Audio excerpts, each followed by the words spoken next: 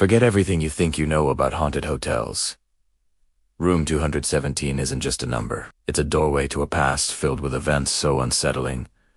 They've lingered for decades, weary about to uncover the shocking truth behind the unexplained phenomena that continue to plague its every corner. Be warned, some stories are best left untold, but this one demands to be heard. Nestled in the Rocky Mountains of Colorado, the Stanley Hotel stands as a majestic, historic landmark. Opened in 1909, its grand architecture and stunning vistas have attracted guests for over a century. But behind its elegant facade lies a reputation that's far more chilling. The Stanley is widely considered one of the most haunted hotels in America, a place where the veil between our world and the next seems impossibly thin. Guests and staff alike have reported phantom piano music echoing through empty halls, ghostly children laughing in the corridors, and shadowy figures that vanish into thin air. But among all the stories, all the sightings, and all the whispers, one location within the hotel holds a particularly dark allure,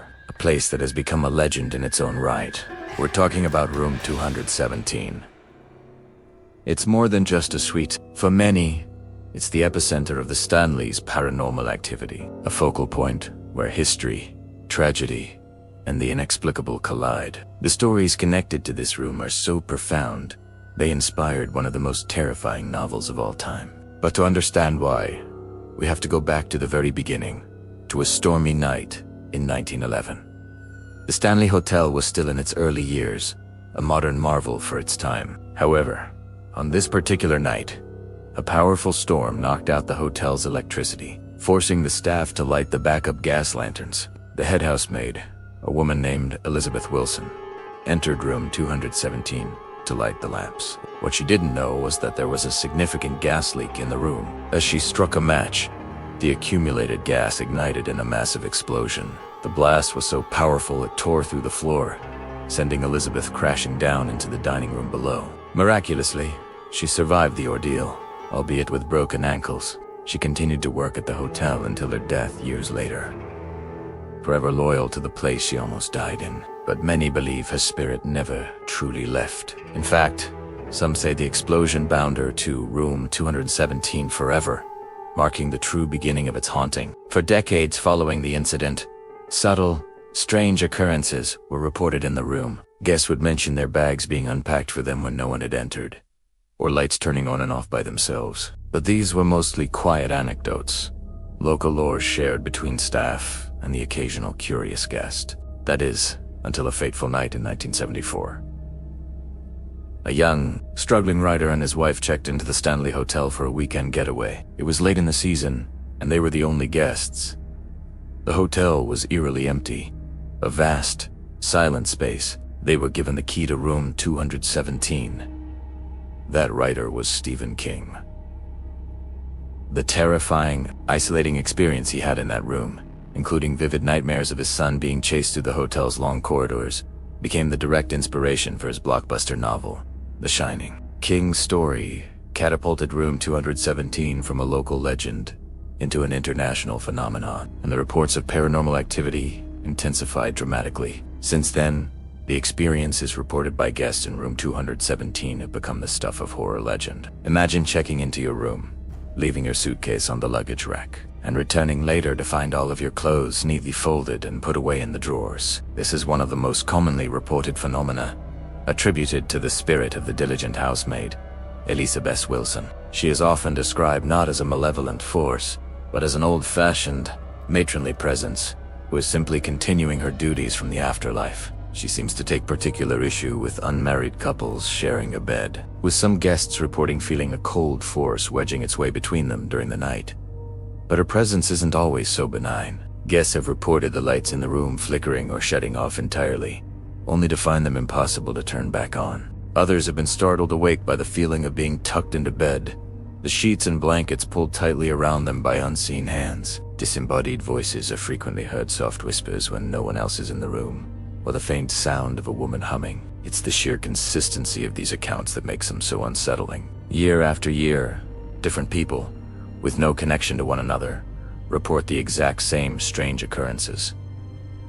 It goes beyond simple coincidence, and it's not just Elizabeth. The room seems to be a magnet for the unexplained. Many people who stay in 217 describe sudden, inexplicable cold spots, areas where the temperature drops so dramatically you can see your breath. The phantom scent of old-fashioned perfume sometimes wafts through the air, only to disappear moments later. Perhaps most unnerving is the pervasive feeling of being watched. It's a heavy, oppressive sensation that many guests can't shake, a feeling that they are not alone, even when the room is empty. Objects are also known to move on their own. People will set their keys down on a dresser, only to find them on the other side of the room, or will wake up to find furniture slightly rearranged. These aren't grand, dramatic events, but small, intimate violations of reality that slowly chip away at your sense of security.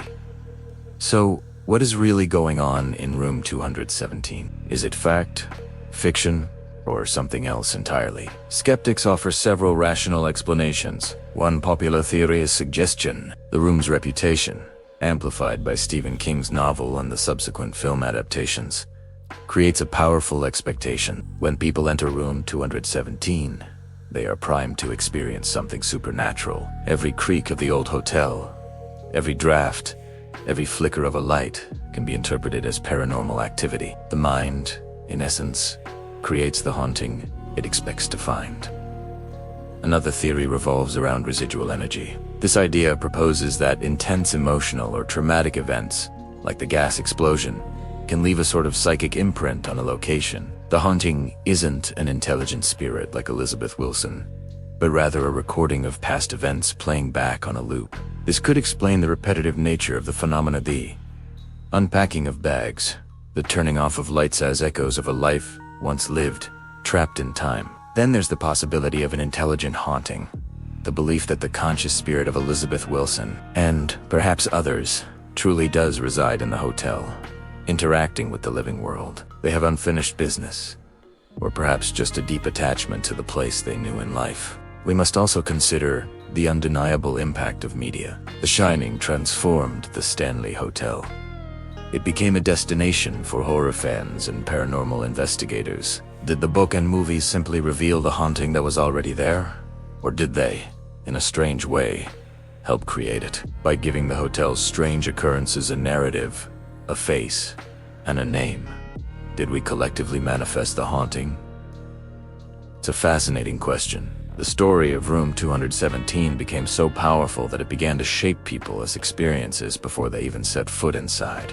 Regardless of the cause, the legacy of room 217 is undeniable. It remains one of the most requested hotel rooms in the world for paranormal enthusiasts. People travel from all corners of the globe for a chance to spend a night within its walls, hoping to experience something beyond the realm of normal explanation. They come seeking a thrill, a connection to the past, or proof that there is something more after we die. The room has become a cultural touchstone, a modern myth that continues to grow and evolve with each new story, each new eyewitness account. This brings us to a final, thought-provoking question. What is it that truly haunts room 217? Is it the lingering spirit of a long-dead housemaid, forever tending to her duties? Is it a psychic echo of a violent past, replaying itself for eternity? Or is it us?